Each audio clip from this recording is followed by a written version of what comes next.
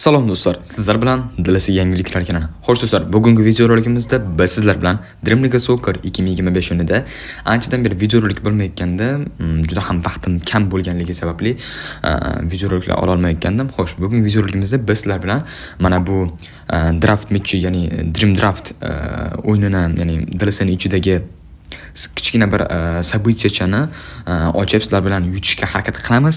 Yutganimni o'ynab ko'rsata olmayman, ammo lekin sizlarga qanday sostav qilganimni ko'rsatib berishim mumkin. Xo'sh, videorolikni boshlashdan albatta videorolikka like bosib qo'ying va kanalimga obuna bo'lib qo'ying. Kommentariyaga kirib omad so'zini yozib qoldirsangiz, bu men uchun juda ham katta motivatsiya bo'lib qoladi. Qanday videorolikni boshladik. Xo'sh do'stlar, Dream Draftni pulga ham ochsa bo'ladi va mana bunday hafta davomida olmosga ham ochsa bo'ladi. Olmosga ochib, siz 80 ta olmos yutib olasiz, ya'ni olmosingizni 2 barobar ko'paytira olsangiz bo'ladi. Shunday qilib siz olmosingizni juda ham ko'paytirib olsangiz bo'ladi. 3 martagacha 2 barobardan ko'paytirsak, ya'ni 120 ta olmos ishlab olishingiz mumkin bo'ladi.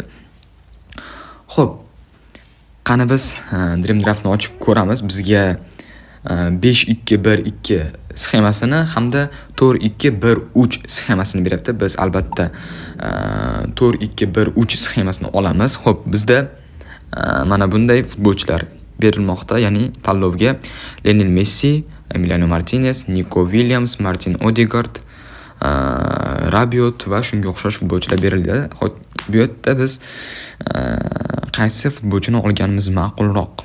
Kapitan Messini olib ko'ramizmi, nima deysizlar? Xo'sh, juda ham o'ylantirib qo'ydi, chunki Messining tezliklari juda ham past. Bilmadim kimni olishni. Kelinglar, mayli Messi bo'la qolsin, agar sostav yoqmasa boshidan tushamiz. Endi darvozabonga albatta Yan Oblakni olamiz. Xo'sh, bu yerda bizga tezroq yuguradigan futbolchi kerak. Gvardiol, albatta Gvardiolni olamiz. Centralniy zashitaga kimni olamiz? Gimenez bor ekan. Hop. Kimni olamiz? Tezligi yaxshiroq, mayli. Gimenez bo'la qolsin va bu yerda ilojsiz Arauxoni olamiz. Xo'p, yana kimlar bor? Van Bissaka, Klaus, mayli Klaus bo'la qolsin. Va bizda tayanch yarim himoyani tanlashga berishyapti. Xo'sh, bu yerda biz Zubimendini olamiz. Xo'sh, bu yerda endi so'zsiz Valverde. Xo'p, bu yerda endi qaysi bo'yichini olganimiz ma'qul? John Stones ham yaxshi. Mayli. Haka bo'la qolsin. Xo'sh, endi bu yoqqa hozirgi paytda oltin to'pga eng yaxshi da'vogarlardan biri Usman Dembeleni olamiz va markaziy hujumga kimni olamiz? Thuram bo'la qolsin, mayli.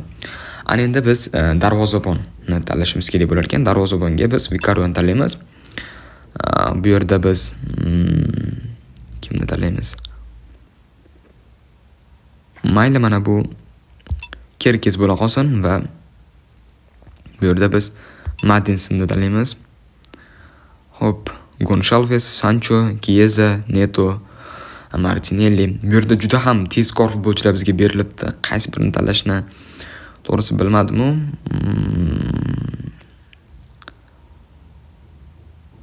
Mayli, Martinelli bo'la qolsin. Hop, Nicolas Jackson, Darwin Núñez, Jota, Lacazette, Jesus.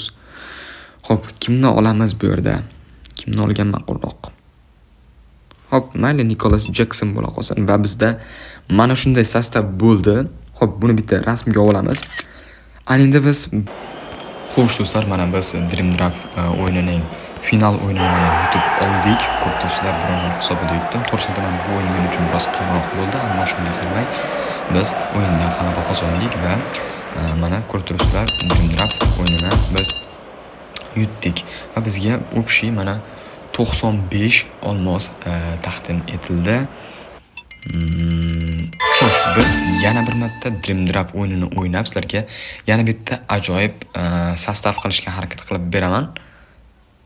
Hop, birinchi navbatda biz bonuslarni olib olishimiz kerak. Xo'sh, biz hozir ikkinchi sostavni yig'ishni boshlaymiz. Bizga yana mana shu taktik sxemalarni beryapti. Biz har doimdek o'zimiznikini tanlaymiz va bizga kapitan tanlashni aytyapti, Jud Bellinghamni tanlardim, lekin o'yinlarda to'g'risini aytaman, Jud Bellingham o'zini unaqa zo'r ko'rsata olmaydi. Shuning uchun men Isakni tanlayman yoki Jud Bellinghamnimi. Bilmadim. Xo'p, Isak bo'la qolsin, mayli. Darvozabonga Vicario, chap qanot himoyaga. Xo'sh, chap qanot himoya. Robinson bo'la qolsin, mayli. Xo'p, o'rta himoyaga mayli Romero bo'la qolsin, bo'ylari balandroq. Gabriel hamda Bastoni.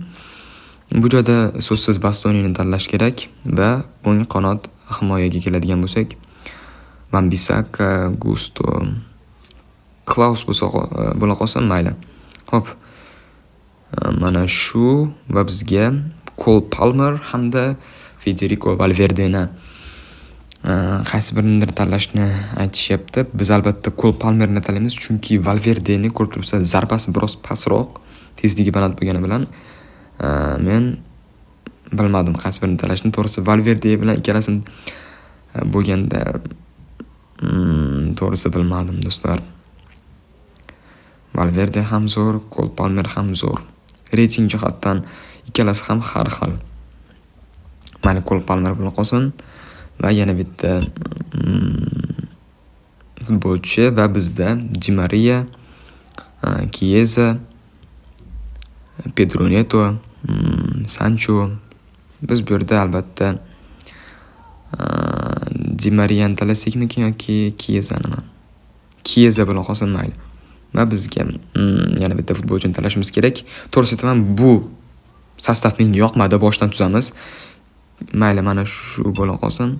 Chesney, Laporte, Gundogan, bu hamda Marmush. Mana shunday sostav bo'ldi. Mayli, buni screenshot qilamiz, lekin bu sostav menga yoqmadi. Shuning uchun qaytadan tuzib ko'ramiz. Xo'sh, Bellinghamni tanlaymiz. Vicario. Xo'sh, bu Romero, Bastoni, Klaus, bu mana ko'rib turibsizlar, uje Valverdeni tanlash kerak. Bu joyda Di Maria hamda bu yerda yana bir necha futbolchilar bor. Albatta biz Chiesa'ni tanlaymiz bu yerda. Markaziy hujumga Jesus, Nicholas Jacksonni tanlay qolaylik, mayli. Va Oyarzabal. Xo'sh, bu yerda tanlov juda qiyin bo'ladi, to'g'risini aytsam. Tak, mayli. Johnson bo'la qolsin, Chesney, Laporte, Gundogan. Hop, bu yerda endi biz